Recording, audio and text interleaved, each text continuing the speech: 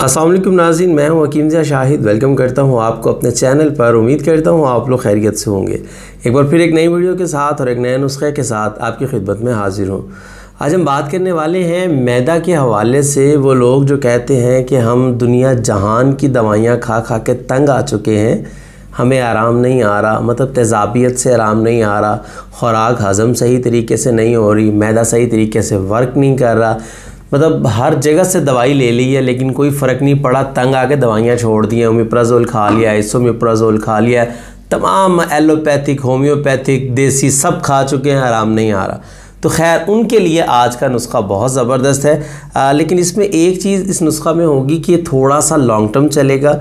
आपको थोड़ी सी मुस्तकिल मिजाजी दिखानी पड़ेगी, क्योंकि ये 3-4 माह रेगुलर आप इस्तेमाल करेंगे तो इसके बहुत सारे फ़वाइद आपको नज़र आना शुरू हो जाएंगे और आपकी तमाम जितनी भी बीमारियां इमराज़ मैदा के हवाले से होंगी, मतलब इमराज़ मैदा होंगे जो, वो अल्लाह के हुक्म से बेहतर हो जाएंगे। आपकी ख़ुराक सही से हज़म होना शुरू हो जाएगी, गैस्ट्रिक प्रॉब्लम ख़त्म हो जाएगा, तेज़ाबियत से आपकी जान छूट जाएगी और जो खट्टे खट्टे डकार, सीने की जलन, तमाम चीज़ों से आपको निजात मिल जाएगी। तो नुस्खा क्या है वो मैं आपको बताता हूँ, फिर इसका तरीका बताता हूँ कि कैसे इस्तेमाल करना है। आपको नुस्खा बताएंगे, लेकिन उससे पहले अगर अभी तक आप लोगों ने हमारे चैनल को सब्सक्राइब नहीं किया, सब्सक्राइब कीजिए, साथ लगे बेल आइकन को ज़रूर प्रेस कीजिए ताकि लेटेस्ट वीडियोज़ आपको मिलती रहे। तो बताते हैं आज का नुस्खा आपको। नुस्खा भी इंतहाई आसान है, आपके किचन में ही चीज़ें मौजूद होंगी तकरीबन।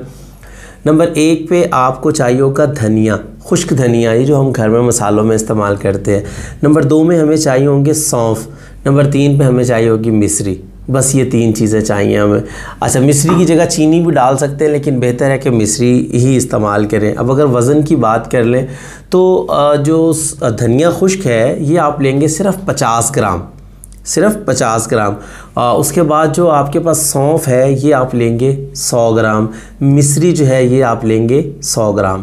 अब इन तीनों चीज़ों को, सौंफ और जो धनिया है, इसको हल्का सा रोस्ट करना चाहें तो कर लें, नहीं भी करते तो कोई इशू नहीं है। इन तीनों चीज़ों को आपने ग्राइंड कर लेना है, पीस लेना है, कुछ भी कर लें, इनका पाउडर बना लें, किसी भी जार के अंदर डाल के महफूज कर लें। अब आपने करना ये है कि हर खाने के बाद आधा चम्मच इसका वैसे ही अगर चबा लेंगे तो कोई इशू नहीं होगा, क्योंकि इसका कोई जायका ऐसा नहीं है, अच्छा टेस्ट आएगा। अगर पानी से खाना चाहें तो पानी से भी खा सकते हैं, वैसे चबा लें तो ज़्यादा बेहतर। आधा चम्मच मुंह में डालें और चबा लें हर खाने के बाद, मतलब दिन में 3 टाइम आपने इसको इस्तेमाल करना है। अब ये रेगुलर आपको 3 माह, मैं ये जो टाइम आपको बता रहा हूँ वो 3 माह है कम से कम। ज़्यादा से ज़्यादा आप इसको जितना भी इस्तेमाल कर लें, इसका कोई साइड इफ़ेक्ट नहीं है, कोई नुकसान नहीं है। ये तो आप भी समझते हैं। अब सूखा धनिया जो है हम हर सालन में इस्तेमाल करते हैं, तो हम सारी ज़िंदगी इस्तेमाल करते रहते हैं, तो कोई साइड इफ़ेक्ट नहीं है। तो खैर इसका कोई साइड इफ़ेक्ट नहीं है, सिर्फ फ़ायदा ही फ़ायदा आपको नज़र आएगा। लेकिन मुस्तकिल मिजाजी चाहिए होगी, मैं फिर कह रहा हूँ। 3 माह कम से कम इस्तेमाल करें, ज़्यादा आप जितना मर्ज़ी इस्तेमाल कर लें। 3 माह में इंशाल्लाह आपका मैदा रिपेयर हो जाएगा, नया हो जाएगा। मेरे कहने के मुताबिक अगर मैं इसी तरीके से कहूँ तो कि ओवरऑलिंग हो जाएगी उसकी, और आपकी ख़ुराक भी हज़म होना शुरू हो जाएगी, गैस्ट्रिक प्रॉब्लम से भी जान छूट जाएगी। इवन जितने भी प्रॉब्लम्स हैं, अब आप ये भी समझते हैं कि मैदे से ही तकरीबन जिस्म के अंदर बीमारियां शुरू होती हैं, तो उनसे भी आपको निजात मिल जाएगी। तो बहुत ही ज़बरदस्त और मुजर्रब चीज़ थी, आप लोगों के साथ शेयर कर दी है।